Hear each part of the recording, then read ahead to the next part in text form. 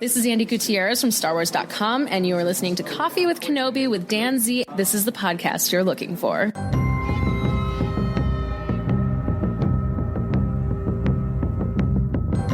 Hello, friends, and welcome to Coffee with Kenobi, show number 308. We are your spoiler-free place for Star Wars discussion, analysis, and rhetoric. I'm your host, Dan Z, still drinking my One Nation coffee out of my Christmas Star Wars mug. One Nation is the official brew of Coffee with Kenobi. If you haven't had it yet, you should go to onenationcoffee.com and sign up for a free subscription service so you never miss out on the best coffee in the galaxy. Coffee with Kenobi is brought to you by MEI and Mouse Fan Travel. For all of your travel needs to plan your trip to Galaxy's Edge and the Disney theme parks, the cruise lines, or anywhere you want to go on vacation, be sure to go to our affiliate link, which can be found on the front of our webpage, and our show notes are on social media, and sign up for a free, no obligation quote. You'll have the best vacation possible and help out Coffee with Kenobi in the process. On today's show, we break down the 4th episode of Season 1 of The Mandalorian, Sanctuary. So pull up a chair, grab your favorite coffee mug, and let's have some coffee with Kenobi. Joining us today for a cup of coffee to talk about Chapter 4 of The Mandalorian titled Sanctuary, we have one returning guest and one person who is brand new to being actually on a podcast. Is that right, LJ? That is correct. This is the first podcast for me. Well, we're honored to have you. That voice you hear is, of course, the voice of great Star Wars fan and supporter of Coffee with Kenobi, LJ Sowder. LJ, welcome to Coffee with Kenobi. Well, thanks, Dan. It's a real pleasure to be here and to join you and talk about Mandalorian today. Absolutely. We are excited to hear. And if you followed LJ on Twitter, you know he is funny and smart. We like that combo, which is also, by the way, why we have returning guest who is no stranger to Coffee with Kenobi or Star Wars fans, the legendary Jay Krebs. Jay, welcome back. Ooh, legendary. I'm not quite sure how I got that title, but I sure do appreciate it. Hi, LJ, and it's great to be back on Coffee with Kenobi again, sharing a cup of caf, or maybe it's spotchka this week. That's right. It's whatever you prefer, as long as you keep it. We'll keep it filled up for you because we know we've got a lot to talk about. What we've been doing on these reviews of The Mandalorian is we've been giving a letter grade at the beginning of the episode, and then our comments will sort of defend why we graded it the way we did. And Jay, of course, you are an educator as well. Mm-hmm. So we'll have you start. What grade do you give this episode?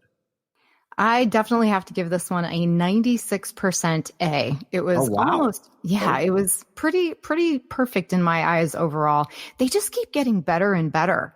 And I don't know, if it's just the fact that we've got a lot of different directors that are kind of changing things up and keeping it fresh, but yet staying true to the overall story. There was a lot of really great moments in this one, and I'm sure we'll get to all of those. But yeah, I really, really enjoyed this episode. Very good. And LJ, what about you? What do you give this one?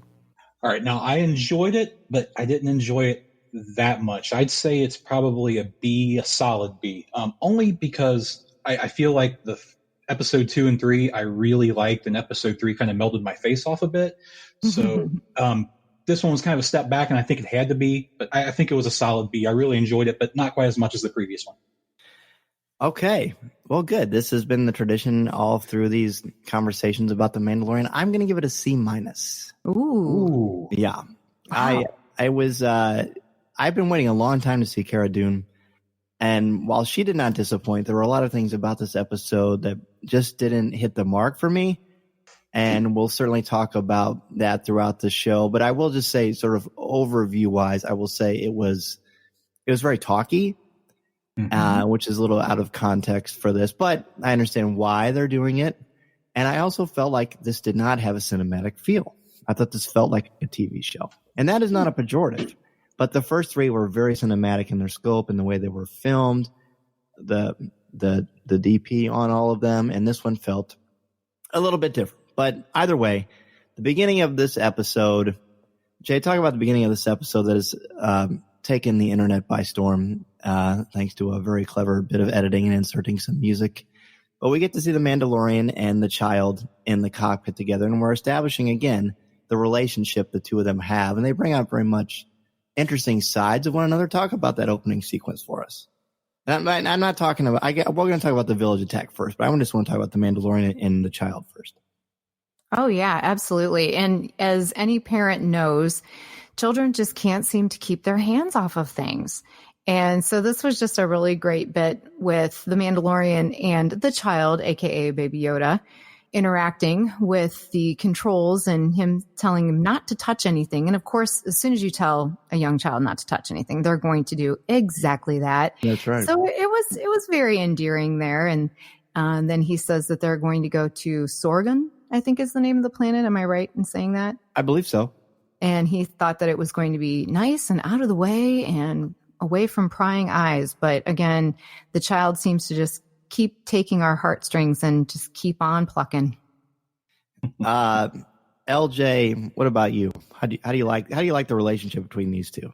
I think it's great. And, every week I think I hear it, just when you think he can't get any cuter, he gets even cuter. Right. Mm-hmm. And it seems like the relationship between the Mandalorian and the child is becoming softer and softer. He called him a little womp rat or something like that. So it kind of reminds me of some of the pet names I have for my daughter. And the whole don't touch that and touch that. It was just great. It just made me chuckle. But yeah, it just keeps getting better and better. And that's what made the ending so interesting.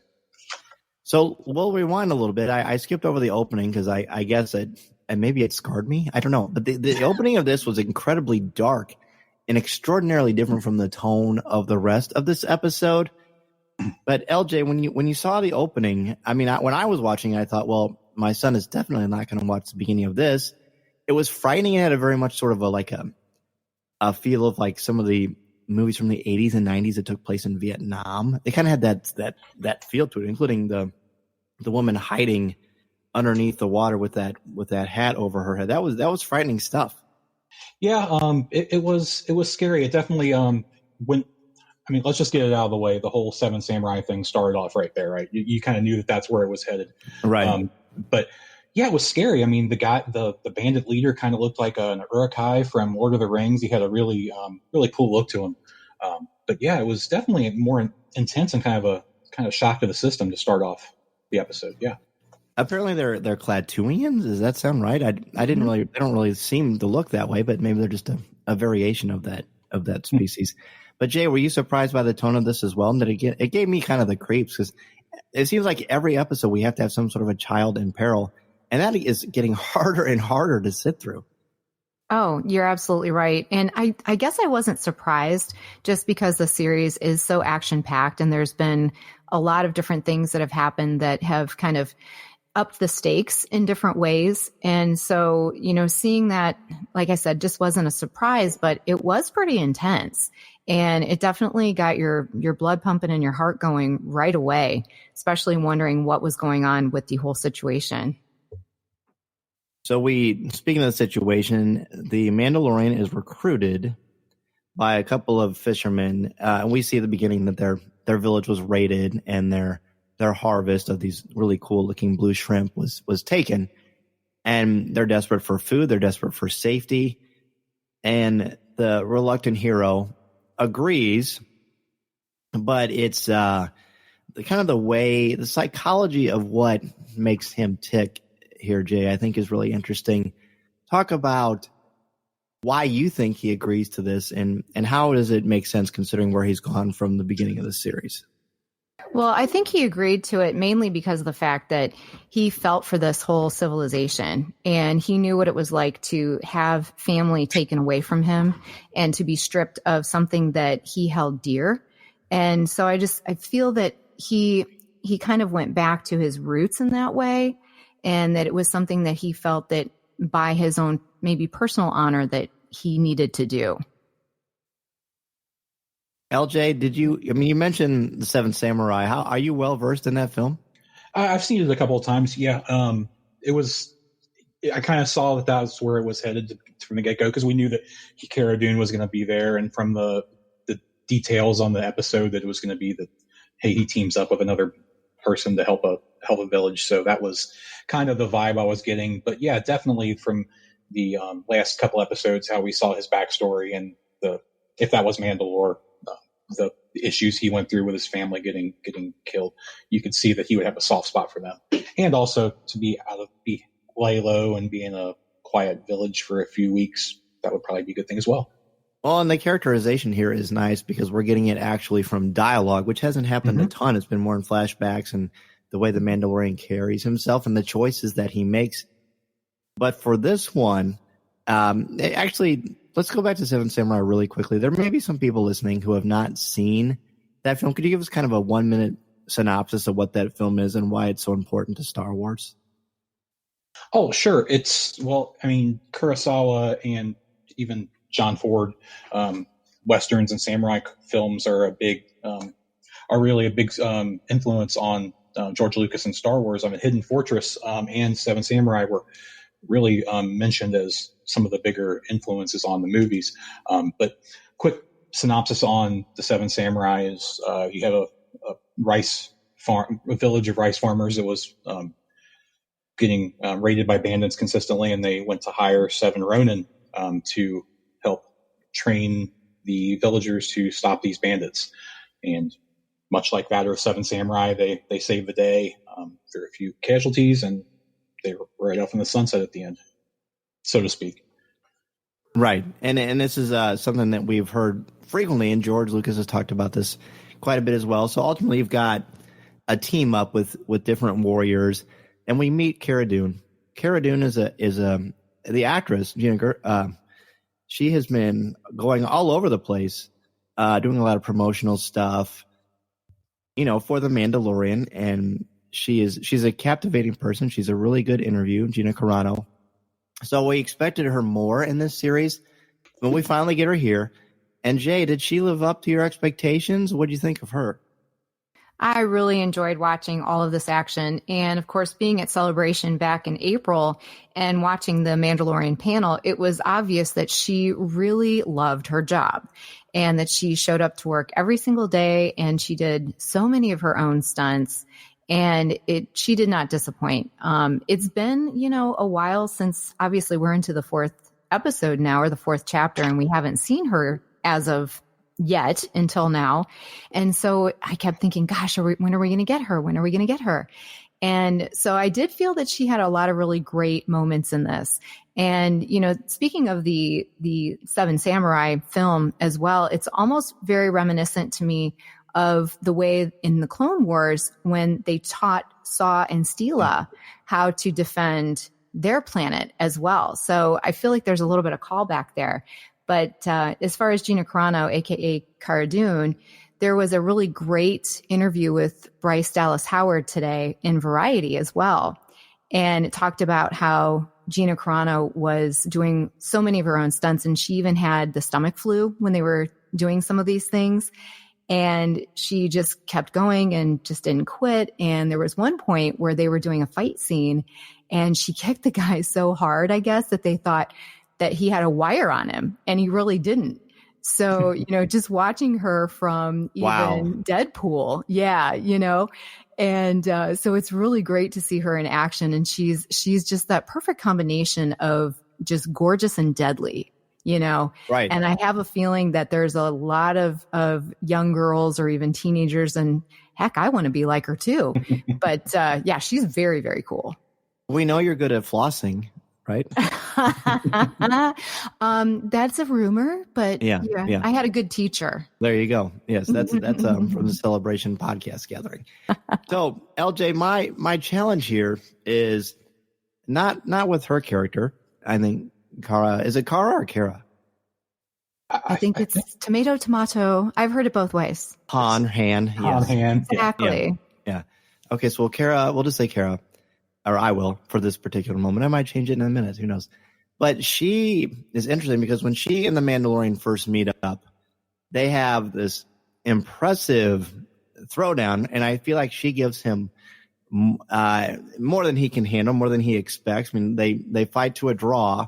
The shocking thing to me, and it happens multiple times in this episode, is she continues to punch him in the helmet, and it seems to actually be effective. Yeah, it doesn't hurt her hand, or if it does, she hides it well. And it obviously rattles him, but he keeps coming back for more. And I thought, all right, then why are we even wearing a helmet? Isn't it, does this have the best scar on it too? Or is she really that tough? I mean, that's just nitpicky. It doesn't really matter that much. But I did find it fascinating. We have never seen a stormtrooper or a Mandalorian get hit repeatedly in the helmet. And I just thought that was interesting. I had the same conversation with my daughter as we were watching it. And I said, I've watched enough NFL to know that usually when you punch a player punches someone in the helmet, usually they'll break their hand. Yes. So, and that's plastic. But Elizabeth said that she thought she had guards on her knuckles that might have helped that. I don't know, headcanon, whatever. But that makes sense. It was definitely interesting to see he got pummeled in the head throughout the episode. He really did. He wasn't the only. I mean, I believe some of the Klatooians also hit him in the head. Is that right? Yeah. I thought so too. My challenge with this episode is after the fact when they're having that meeting in the bar / restaurant. He is so loquacious. He is so chatty. Yeah. He is more chatty than he's been maybe in the entire series so far. And I have a couple of theories why, but I also sort of juxtapose that with, are we out of character here, or maybe is it too early for me to even proclaim something like that because we only have 3 episodes as a sample size? But why do you think, Jay, that his guard was down so much? And did you find that out of character as well? That's a really great question. And, I did feel that he did chat a lot more, as you said, than in any of the other episodes, actually. And I don't know if it's just to establish a little bit more character development, from that point of view. It was almost, in a way, kind of uncomfortable that he was chatting so much. So in some ways, yeah, it did feel a little out of character for me. But then again, I feel that maybe that dialogue was the only way that perhaps the action could go forward. You know what I mean? Yeah, I do. And I want to see how episode or chapter 5 is, where they carry that through. And it might be that he's actually meeting a peer, and that isn't, I mean, she could have killed him theoretically. He could have killed her theoretically. But they show power, and they show also mercy as well. Mm-hmm. And I think he just feels comfortable with her. But I did find it, I kept saying to my son, he's really talking a lot. And maybe it might be something as simple as this has been very therapeutic for him. He's definitely gone through a metamorphosis throughout his experiences with the child. And maybe the dam just sort of burst, and this might be more of where he is at. And LJ, I think it really comes to fruition when he meets one of the villagers. It's the woman from the beginning of the episode. She and her daughter take him in, house him. Her name is Omera, I believe, a widowed mother. Yeah. They have a very interesting dynamic, and they have a conversation about his helmet. Talk to me about that. Well, we had been wondering over the past couple episodes. I know I had been. They kept saying he never takes his helmet off. Well, there's been lots of jokes about when he can take it off and when he can't.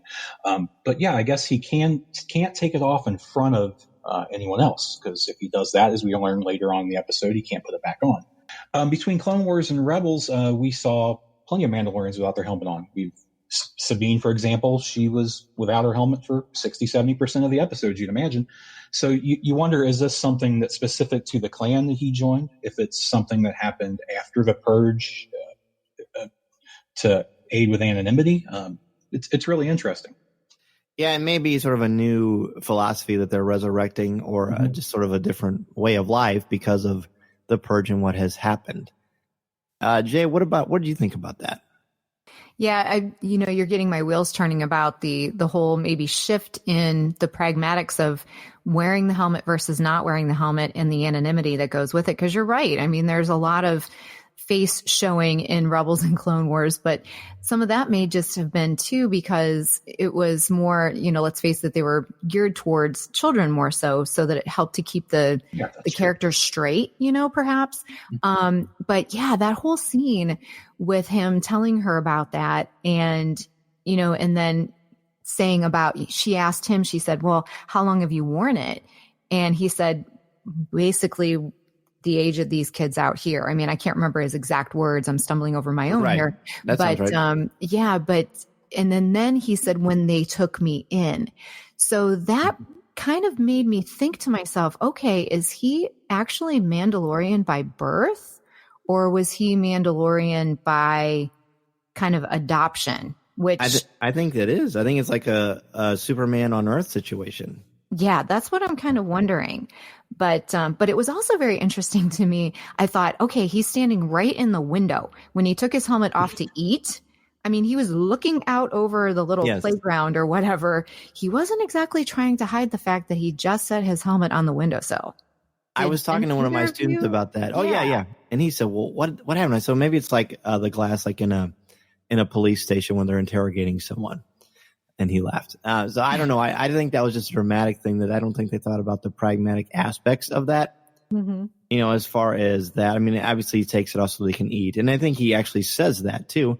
And it kind of is nice to think about the fact that she respects him enough to honor his privacy and that he feels comfortable enough that he knows that she's not going to violate that. So that's kind of a nice way to paint that narrative. I agree. But he does say the tribe took him in as an orphan. Mm-hmm. And as we've seen from these flashbacks, it appeared to be, during the Clone Wars, because there are super battle droids there, but they took him in and raised him. So where he actually is from, I think it's interesting that all these incredible Mandalorians that we have throughout the history of Star Wars, the only one that is truly a Mandalorian through and through as far as birth goes is Sabine Wren, who is, obviously one of the all-time Star Wars greats.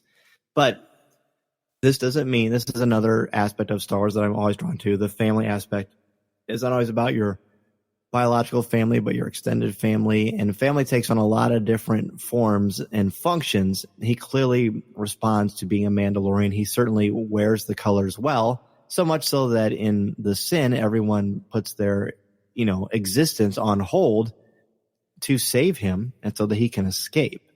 Right. So he is honoring that sacrifice by saying, look, I'm not going to take it off. Did either of you, and I'm fast forwarding around a little bit, at the end, did you think that he was going to take this off when he and Omera were having this heart to heart?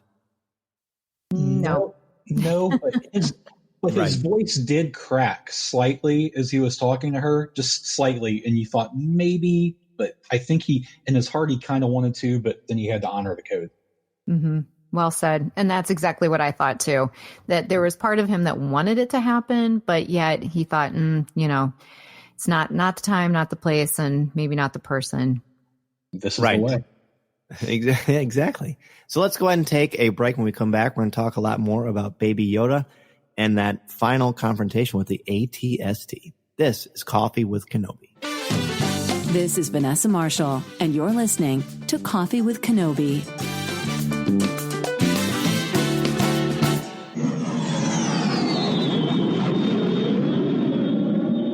What an amazing weekend to be a Star Wars fan. This is the weekend where The Rise of the Resistance opens at Walt Disney World at Hollywood Studios at Galaxy's Edge. I'll be heading there this weekend. Corey went there for the media event to break everything down and ride the attraction and get some amazing interviews, which we'll be sharing with you.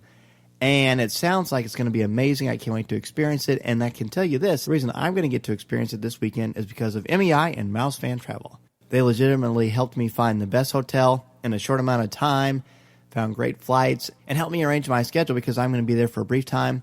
I want to maximize my vacation time and dollar, and that's what MEI and Mouse Fan Travel did for me, and they will absolutely do it for you too. Their no-cost, no-obligation quote when you use the service is awesome, and they also proactively adjust a booking if the rate goes down.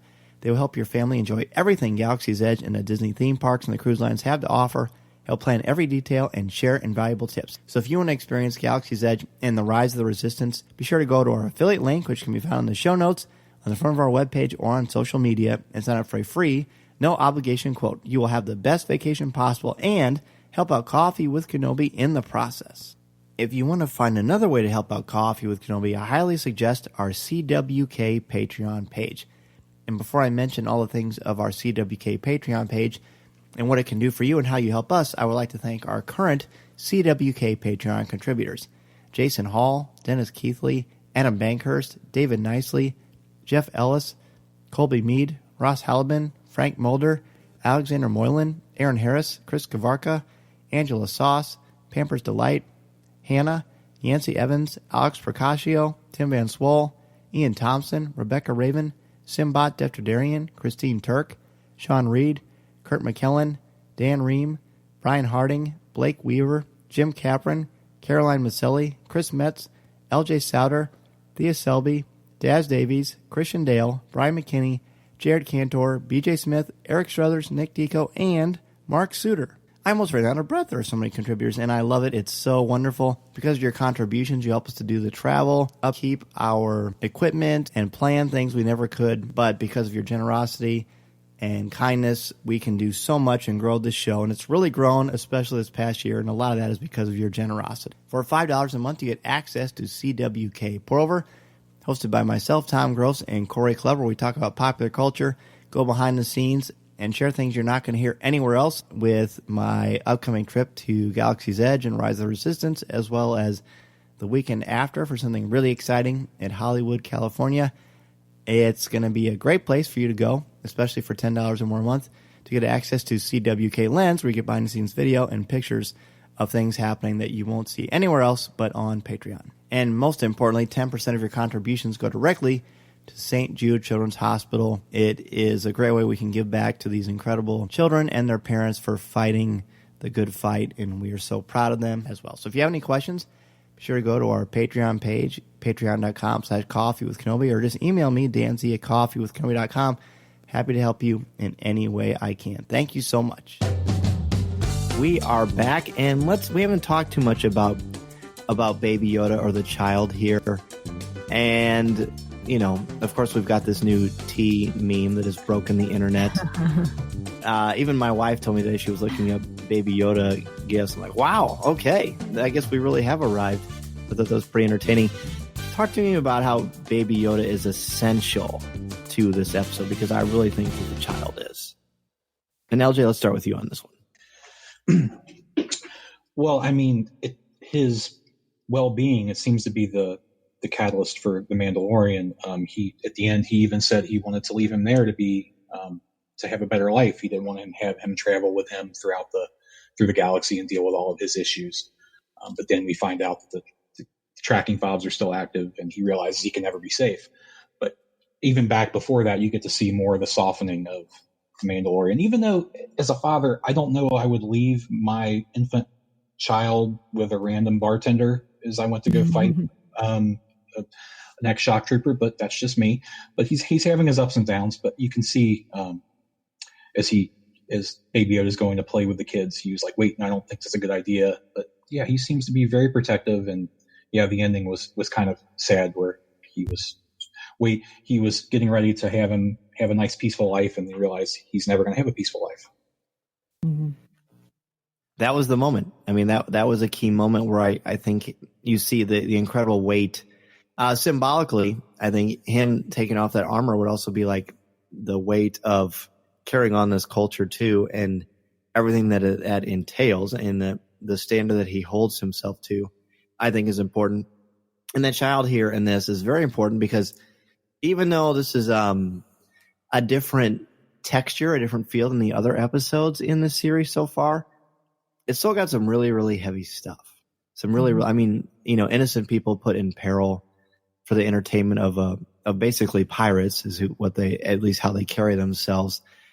So the child is comedic relief, and also gives us some nice moments of pathos as an escape from the heaviness of what's going on. And I think that this continues to humanize. I think between the child and Omera, the Mandalorian finds himself in a place of vulnerability he hasn't expected. And that carries over to when they decide, look, we're going to have to train all of you to fight. You know, you can take, teach someone to fish, that beautiful metaphor that I don't quite have narrowed down at this particular moment. So they teach them, you're going to have to fight, and we're going to help you. But you got to do this, because we're not going to be here forever, and you may have to do it again someday. Mm-hmm. So then we move into some wonderful Imperial lore. We find out a bit more about Cara and the training sequence. Jay, talk to me about that and how they somehow make the AT-ST, who for years we referred to as chicken walkers. They made them like a horror monster. Yeah, they really did. And, you know, getting back to what you were saying too about the Mandalorian and the relationship between he and the child, or AKA Baby Yoda, there's such a duality to his character that there's part of him that is so ingrained in basically his honor to fight for what he believes in. And yet there's that softness of him as well that always has that place for family. And as you said, Star Wars is all about family. And I think that that's one of the things that's bringing a lot of the fans together. But getting back to your original question about the ATST or the chicken walker and the training, that walker was very horrific. And again, I'm going to reference this article that I read from Bryce Dallas Howard that she actually used some of her experience on Jurassic World to kind of make it into almost a dinosaur-like creature. Oh, yeah. I can see that. And yeah, but the red eyes, that was just creepy and, really cool all at the same time. But just watching Cara work with these villagers and showing them how to use the spears and, stab effectively. And how about Omera being the only one who raised her hand when asked if anyone knew how to shoot? That was cool. There's a backstory there, and I want to know what it is. And what happened to the dad? All of those questions in my head. No, I totally agree. There's a story there. I mean, she's obviously seeing conflict, and maybe this is a place that she wanted to escape. We're seeing a lot in the show. One of the motifs in The Mandalorian is people trying to escape chaos and find a sense of normalcy, which, I mean, who can't relate to that? I mean, that's why we have homes. So we can get away and we can be with our families. She's found a surrogate family, and she finds one with the Mandalorian, or as far as, they find security in one another. But obviously there's a romantic hint there, but it's just a hint, and it doesn't become the crux of it. It just becomes, I'm drawn to you, and you help me feel vulnerable, and you help me feel safe. So it's interesting because there's not dependency. There's a recognition that there's a human being across the other side of the pond. And speaking of the pond, I like that it all takes place with this watery moat, because I think there's a lot of literary symbolism there. And Cara takes the Mandalorian's weapon, and what do they? How do they describe the weapon? I'm having pulse rifle, I believe. That's right. And she does some major damage with this thing. There's this wonderful moment of tension where the ATST goes up to where it needs to take one more step, and it's going to fall in the trap. And of course, it doesn't do it, and you're forced to think: do the pilots know, or is this just unfortuitous, if that's even a word for the Mandalorian and the rebels? But eventually we get this great sequence with the red eyes, thrown back to those creepy Jawas from the child episode where they have the red eyes as well. I think it's a fascinating display. And the action sequence here is great. This is finally where the episode started to work for me a little bit more. I mean, I like the character stuff, but again, I'm still sort of wrestling with where I'm at as far as the progression of that. Now, you only have half-hour episodes to get from point A to point B anyway. But the action sequence here, LJ, I thought was tremendous. And you can tell that Gina Carano does her own stunts. I mean, she's a tour de force watching her. Right. And it's cool to see how they work together. I was certainly hoping that she and the Mandalorian would team up, but we knew that wasn't going to happen. But talk to me about that whole action sequence and what stood out for you. Oh, like you were saying, the ATST was just great. I mean, we kind of laughed at them in the past because of, being taken down by Ewoks or taken down by Jedi. It was really cool to see how terrifying it was for these villagers. But yeah, just waiting on that precipice and waiting for her to land that perfect shot. And as soon as it fell, the teamwork between her and the Mandalorian throws a thermal detonator in the eye. It was really great and really good use of tension with it sitting on the precipice like that. And then the hand-to-hand combat with the villagers against the bandits, that was good. That was very good as well, especially with our two villagers who went to get the Mandalorian taking out the leader. That was excellent. I thought it was really well done. And yeah, Gina Carano is just fantastic. I just love the way she carries herself and just the confidence. You can just feel the determination when she's going after a stunt. And it was symbolic too that those two villagers, the ones who kind of take care of business at the end. I thought it was also interesting that besides the beginning, we don't really see the Klatooinians, their faces at all. Mm-hmm. And I think that's an interesting choice. And I don't think that's an accident either. And maybe metaphorically, you could say, well, evil sometimes is faceless. You're conquering your own demons in a way, and you've got people helping you. So this is realizing this as I'm rambling together with my bronchitis brain, that this is another metaphor for parenting. Like we've seen with the Mandalorian and the child, but now this is like, we're going to help you guys and we're going to do our very best. But at some point, you're going to have to do this on your own. Let's work on it together. So eventually you can feel confident enough to be independent. I mean, that really is a major goal. We're all parents. You love your kids, but you want them ultimately to be able to fight their own battles and be able to stand on their own 2 feet. And they do. And they knock down the 2 feet of the menace. And boom, we're done. We think we've got peace and sanctuary, but that is not the case. Talk to me about, Jay, about the end of this. Did you think that Baby Yoda was going to be left there? Because I legitimately thought, we're not going to see Baby Yoda for a while now. Oh my goodness. My heart stopped. I'm not going to lie. I thought, and I literally said out loud, oh, no, no, no, no, no, no, no, no, no. And then when the birds, just kind of went everywhere and as the shot was fired, I thought, is this really going to be the end of Baby Yoda? This can't possibly be. So I really did. I was on the edge of my seat thinking, part of me, gosh, this can't happen. But yet it wouldn't put it past the directors, to have that happen just because it is such a huge character. And wow, to pull that out from underneath us would be kind of a crazy way to do things. But I wouldn't put it past them, but very relieved that Cara was behind that. What is it? Grendinian? Is that what they're called? The guys? Yeah. Grendin. Yeah. Long snout. Grendin. Yes. Yeah. And he had a tracking fob. And right there, you knew, oh boy, they're never going to find that true sanctuary.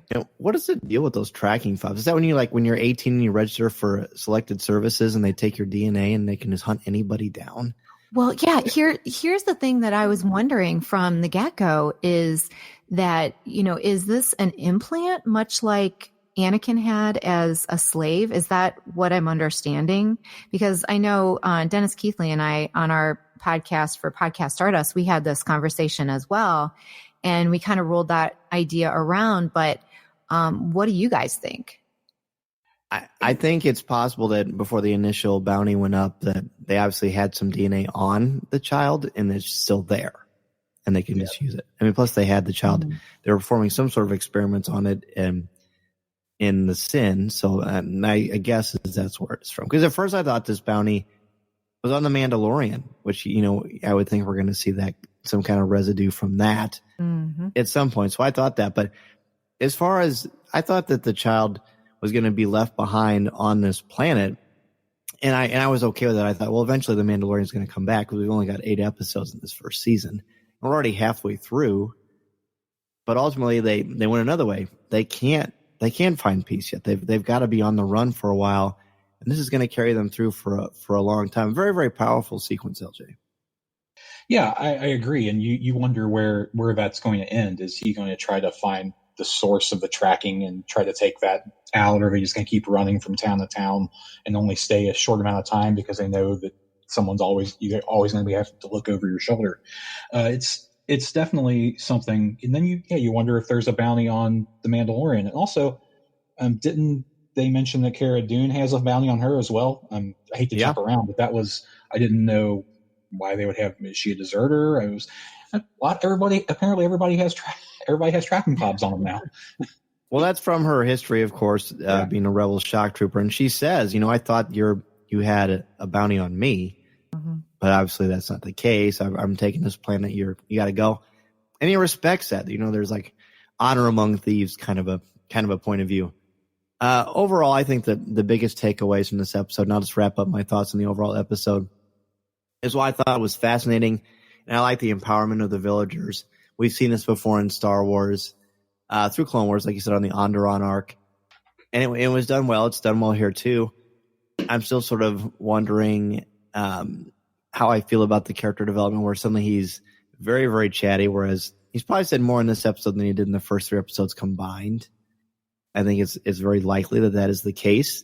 And again, that's not a negative thing, but it is interesting. So perhaps after the first 8 episodes in season 1 are done, it will make more sense. And so I hope that they build upon this as opposed to taking a step backwards. And maybe they won't, because it's Cara and it is Omera that bring that out in him as well. We will certainly see again, I thought it felt more like a TV episode than a cinematic experience. The way it was shot, the way it was filmed, the way it came across.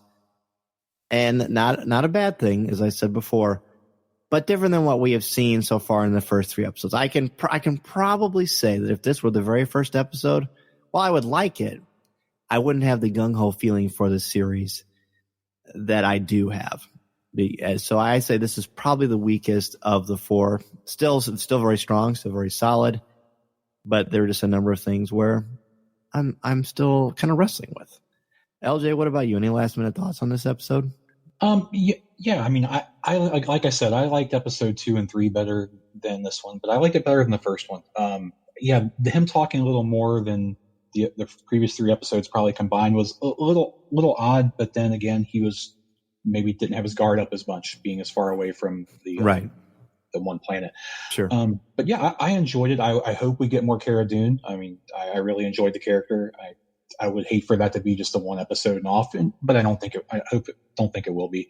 But yeah, and also we did see this in the Onderon arc, but I really like the fact that they're bringing the same kind of stories and telling them in a different way. Because I've been noticing, at least from my dealings with people, this is an entry point for Star Wars for a lot of people right now. It's getting a lot of new fans to it. So telling these stories again in a different way and bringing people in is great. I mean, my daughter said, "Wait, we saw this in the Clone Wars." And I said, "Well, that's fine. It's a good story. It's a story that can be told multiple ways."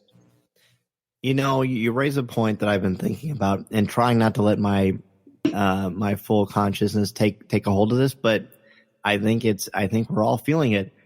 Will our enjoyment of this impact the rise of Skywalker? Because now we've gotten used to a new style, a new kind of Star Wars, and then we're going to get the final episode in the Skywalker saga. I almost wish that this didn't come out until after the rise of Skywalker. I mean, it really doesn't really matter. I mean, we're still going to love them both regardless. But I do think it's an interesting and a bold marketing choice and an interesting story choice to do this the way they've broken this down. Jay, do you think about that at all?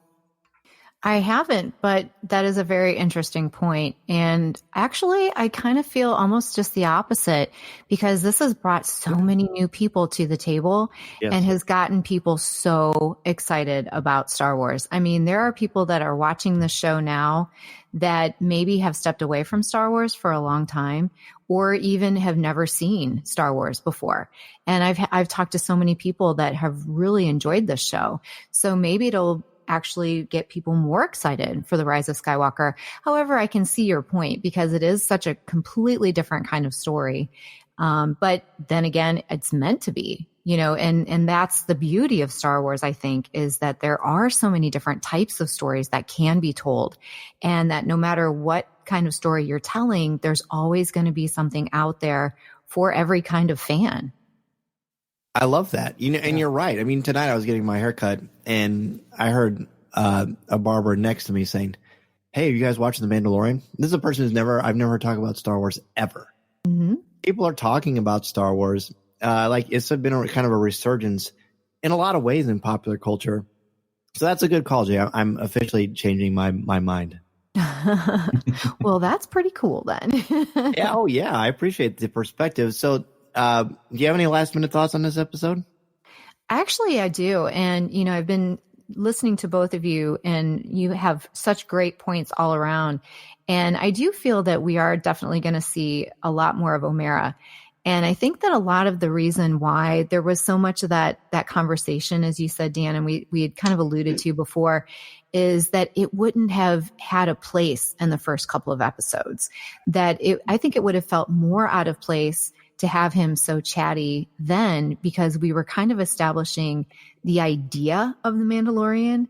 And it's the same thing too with, the difference between the cinematic versus the TV show feeling, is that the first 2 episodes had the bar set so high that maybe now we're all kind of spoiled to that.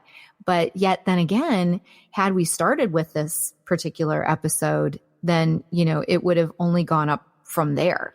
So I think that taking this step back is maybe necessary in some ways to propel the story forward even more. But I like the fact that this particular chapter did leave us with a lot of questions instead of answers, and that there's some threads that are hanging out there loose that we're hopefully going to be able to tie up. And of course, Baby Yoda drinking soup is just the best thing ever. I do love that Baby Yoda ate that frog and they looked at it like, oh, and he spit it out. I thought that was important. I thought that was important to show he's not just like an animal operator on instinct, but there's like some serious intelligence and empathy there, which we already have seen. But I thought that was an important part. I agree. And how great that they brought the loaf cat into this. And I got to give kudos to these kids for keeping their mouths shut this whole time. You know what I'm saying? I mean, how hard would that be as like a 12-year-old? Yeah. Oh my gosh.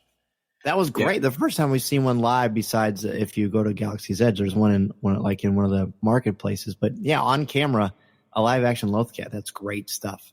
Mm-hmm. Yeah, that's going to be great, especially for there's a number of people that go to Galaxy's Edge and may have not have seen any of the animation. So now they can at least go, oh yeah, it's from The Mandalorian, even though we know it's from Lothal. Right. Yeah. Which is super cool. And what's a loaf cat doing on Sorgan anyway? Yeah. Curiouser and curiouser. Yes, indeed. Exactly. Well, speaking of curiouser, undoubtedly, when people hear this episode, they're going to say, I want to find out more about what's going on with LJ Sowder and Jay Krebs. So, LJ, let everybody know where they can reach out to you if they want to ask you a question. Just say hello. Well, I'm on Twitter a lot. At LJ Sowder, SOWDER, and I love to talk Star Wars with you, or anime, or NBA, or NFL, or anything else. Or Jeff Goldblum. Jeff Goldblum. Exactly. LJ and I have a running DM conversation when we talk about and obsess over the Jeff Goldblum show on Disney Plus. And it's great. Gouda with Goldblum, right? Is that what it is? That's right. Gouda with Goldblum is what we're going to do. A spin-off show. Exactly. And Jay, you have got some exciting things going on. You mentioned your podcast with Dennis Keithley. Talk to us about Podcast Stardust. I did. Yes. Little shameless plug going on there. But yes, you can definitely catch me with Dennis Keithley over on Podcast Stardust. We are part of the RetroZap network of podcasts. And we try to put out about we've been doing 4 episodes a week here of some quick hits of news, discussion, and reviews. I also do some unboxing videos over on our YouTube channel. So you can check out some really cool products there. And of course, I still have all my wonderful archived blogs at Coffee with Kenobi. So I had my Core Worlds Couture fashion review blogs over there. So if you're ever looking for something fun, you can check that out. And if you want to talk to me on Twitter, I am at Joyce Krebs. Right now, This is the J is my nickname. And I saw you were the Dandalorian, Dan. Yes. So gotta work those Mandalorian nicknames in there any way we can, right? That's right. That's exactly right. My son saw it and he said, Daddy, why did you say that? Will people know your real name? I said, yes, they will, but I'm just being silly. Oh, so then he was trying to think about how he would make his name into a Mandalorian name. There you go. So stay tuned on that, boys and girls. Well, thank you both again so very much for coming back on, or first timers on Coffee with Kenobi. LJ, you did it, dude. Oh, it was awesome. Thank you so much for having me. And nice talking to you, Jay. It was great. Yeah, this is great. Absolutely. And it's so nice to talk to you as well. Yeah, that's great. We're neighbors. I didn't even know that. I know. Right in the backyard, right on, a rice paddy or a krill field. Some kind of, yes, a krill field. Share some spotchka with you at some point. Little blue crawfish like in. Yeah. This podcast is not endorsed by the Walt Disney Company or Lucasfilm Limited. It is intended for entertainment and informational purposes only. The official Star Wars website can be found at www.starwars.com. Star Wars, all names, sounds, and any other Star Wars-related items are registered trademarks and/or copyrights of Disney and their respective trademark and copyright holders. All original content of this podcast is the intellectual property of Coffee with Kenobi unless otherwise indicated. This is the podcast you're looking for. There's no one here.